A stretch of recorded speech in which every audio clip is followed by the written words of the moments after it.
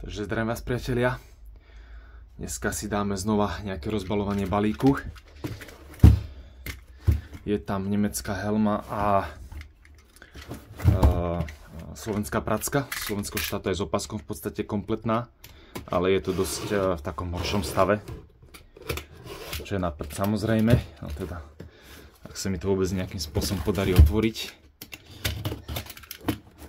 Dúfam, že to zvládnem.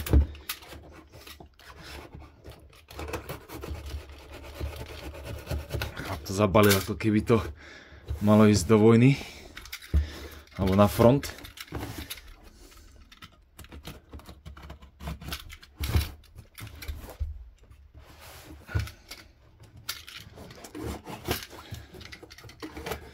To bude boj toto. No dobre, už sa k tomu nejak dostávam asi. Hopla.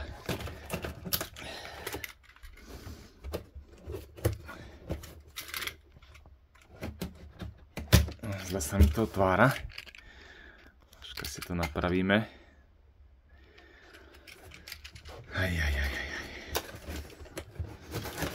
Dobre.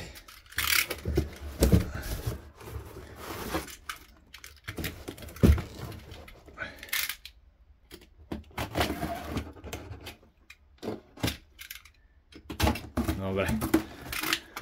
To bol pôrod. Takže nemáme nič.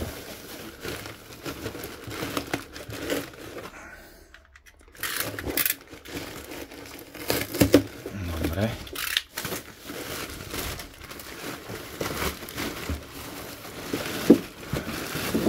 No, takže to fakt, že poctivo zabalil. Úplná katastrofa.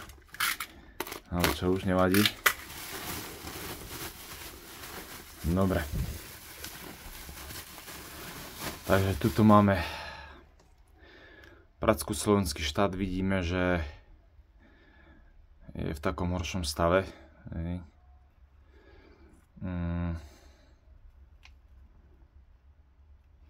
Mincovňa Kremnica. Je to úplne dobre vidieť, ale je značená. No, tak dosť slabo. A remeň je, teda to neviem, to asi bude nejaký, aha, jasné, to je povojnový remeň, v podstate socialistický. A pozrieme si ešte tu. Tá osička tiež bola nejak upravovaná, alebo príde mi nejaká troška divná. Teraz nemusel by som pozrieť, ako vyzerajú tie originálne slovenské, ale je mi nejaká divná, neviem. Aby som nekecal, čiže toto máme pracku. Už má niečo za sebou, samozrejme. A poďme sa pozrieť ešte na tú helmu. Helma by mala byť celkom pekná. Takže nemecká helma v úprave pre CO, civilnú ochranu. Mala by to byť 66. Áno, tu máme značenie, to je pekne vidieť. ET66. A vzadu máme kód klasika. Ja som to skúšal pozerať, v databáze som ju nenašiel. Inak helma je v celkom peknom stave, má ešte originálnu obruč. Nie, tak nie, vlastne nie. Toto je už obruč vlastne, ktorá bola dávaná po vojne, požiarníkmi. Takže vlastne originál je len čisto tento plech, holý plech, nič viac tu originálne nie je. Ale pekná veľkosť, to je celku dobrá veľkosť.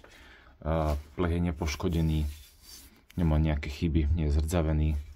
Pozerám, že vlastne teraz som si všimol, že má ešte originálne nity vojnové, to je super. To je parádička, takže to je veľké plus. Takže tak asi nejak. Tak ďakujem za pozornosť a prajem ešte pekný deň.